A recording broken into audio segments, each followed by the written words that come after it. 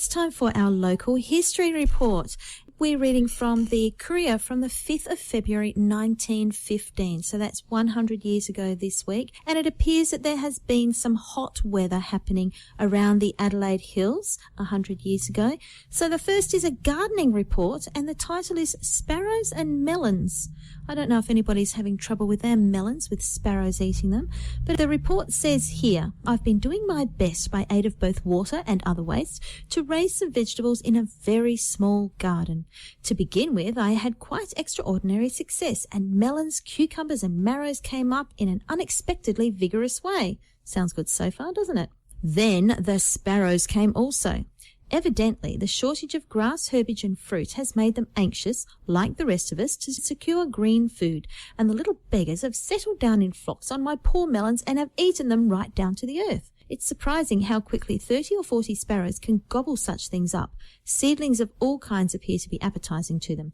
Hitherto, the snails have done the damage, but this time the birds are the culprits. So it looks like people have always had trouble with snails, sparrows and other things eating all of their fruit and veggies while they're still growing. I don't know about you, but I'd be pleased if some of those sparrows had come and nibble on a couple of the zucchinis that I've got growing in my garden. I've brought in a great bag to the studio this morning, and I hope that everybody who works here will come in and take some out, because I've really had enough of zucchini for now. I've got 4 plants and they're just growing like nothing. All right, well, let's get on to some of the reason why the sparrows were so anxious to have something fresh and healthy to eat, and it's apparently due to the heat. So 100 years ago in the Adelaide Hills, there was a little bit of a heat wave, and it says Mount Barker has the reputation of being a cool place, at least 6 or 7 degrees. Now that's degrees Fahrenheit, so it's about 2 or 3 degrees below the Adelaide temperature. And during the past 10 years, the thermometer has not passed the 104, that's 40 Celsius mark. On Monday, it bid fair to eclipse that record, but fortunately got no higher than 106.8, which I looked up, and that's about 41.5 degrees Celsius. And that was quite hot enough.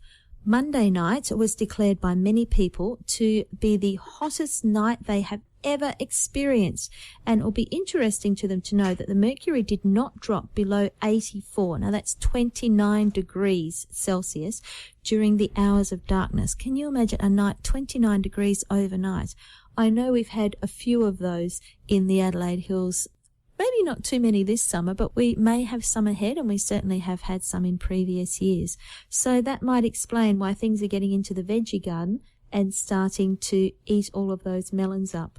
Now, another thing that was in the Mount Barker Courier 100 years ago was a cricket match that had been planned.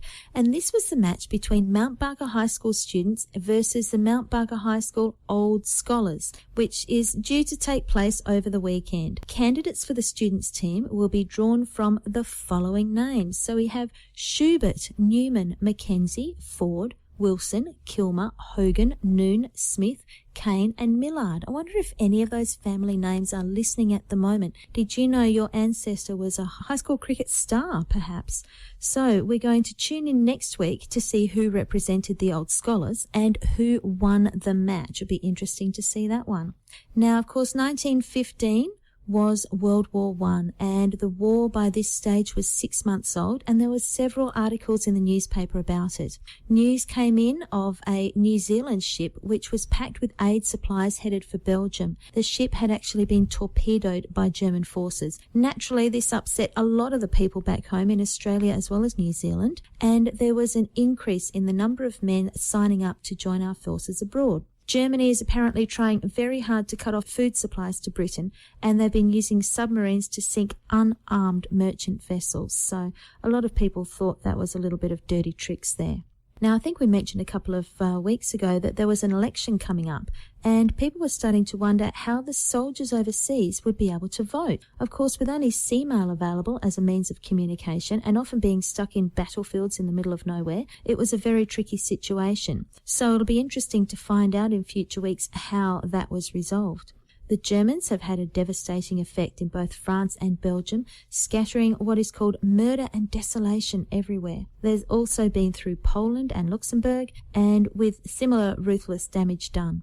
The supply of horses to soldiers is also becoming a worry. Most horses, when wounded, were immediately destroyed, unfortunately. However, those in charge were now looking at rescuing many of the mares with less serious injuries and using them to breed new stock. So that's the war news in the Mount Barker Courier from 100 years ago this week, and it doesn't look like there'll be an end to the war anytime soon.